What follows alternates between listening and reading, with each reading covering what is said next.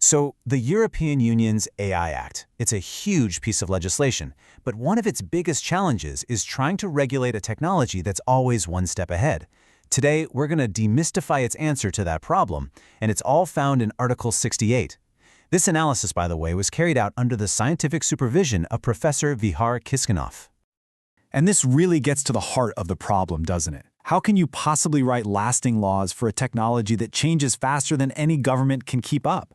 This isn't just some small hurdle, it's the fundamental puzzle the EU had to solve with the AI Act. The EU's answer is actually pretty brilliant. Instead of trying to guess what the future of AI looks like, the Act sets up something more flexible, something human, a permanent scientific panel of independent experts. This is their secret weapon for future-proofing the law. All right, so to really get our heads around this, we're going to break it down into 5 parts. First, we'll need these new expert guardians. Then we'll look at how this panel is put together and what its main job is. We'll also see how the law itself changed over time. And finally, we'll talk about the framework that's designed to make us all trust it. Okay, first up, AI's new expert guardians.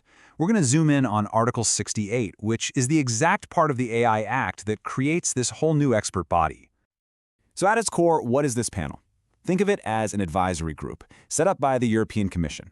Its main purpose is to be the scientific and technical brainpower behind the regulators, giving them the expert advice they need to actually enforce this really complex new law. All right, Section 2, Assembling the Panel. Now that we know why the panel exists, the really important question is, who are these people? What does it take to become one of these experts? Well, the law is super clear about this. There are 3 big rules that are totally non-negotiable. First, you have to have cutting-edge technical or scientific expertise in AI. Second, and this is a big one for trust, you have to be completely independent from any company that provides AI. And third, you have to be able to do your job carefully, accurately, and without any bias. Now, here's where it gets really interesting. Expertise doesn't just mean you know how to code. The law specifically calls for a multidisciplinary approach. That means these experts also need a deep understanding of ethics, the law, and how all this AI tech actually impacts us as a society, in the real world. And it's not just about individual qualifications. The European Commission has to look at the panel as a whole.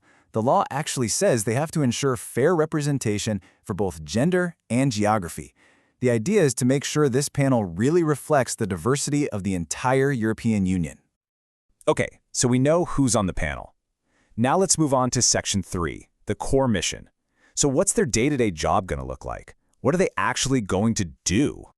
Their mission really breaks down into 4 key areas. They're like an early warning system, alerting the AI office to major risks. They're also builders, helping to create the tools we need to evaluate AI models. They're advisors, helping to classify these models. And finally, they're a support system for the national authorities on the ground. Let's focus on that term systemic risk for a second, because it's a big deal. We're not talking about a single app having a bug. We're talking about threats so big they could shake the entire AI world, hurt whole economies, or violate the rights of millions of people.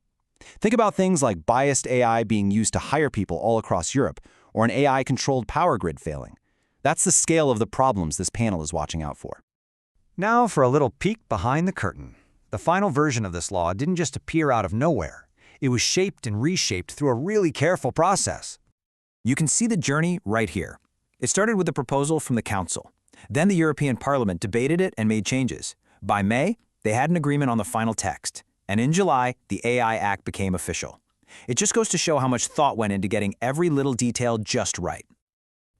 Sometimes the smallest words can make the biggest difference. And this is a perfect example. The first draft just said the panel would support the AI office. But look at the final version.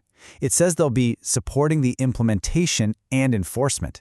That little change means they have a much more active, powerful, hands-on role.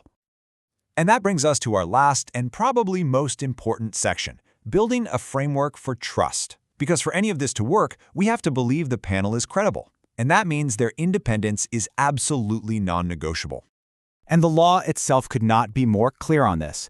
This is a direct quote from Article 68. It says the experts shall perform their tasks with impartiality and objectivity. See that word shall? That means it's not a suggestion. It's a legal command. And to make sure that happens, there are practical safeguards baked right in. Every expert has to publicly declare their interests so any potential conflicts are out in the open.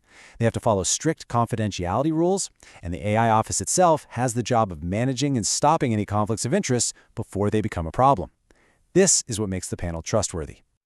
So what's the big takeaway here? This panel is way more than just another committee. It's the EU's main strategy for making sure that AI grows in a way that's safe, ethical, and actually works for people. It's a human safeguard for a technology that is literally changing our world. And that leaves us with one final, massive question. The plan is smart, it's ambitious. But in a world that's changing so fast, will this panel of human experts be enough? Will it be enough to build real, lasting trust in artificial intelligence? The answer to that is going to shape all of our futures. Thanks for digging into this with me.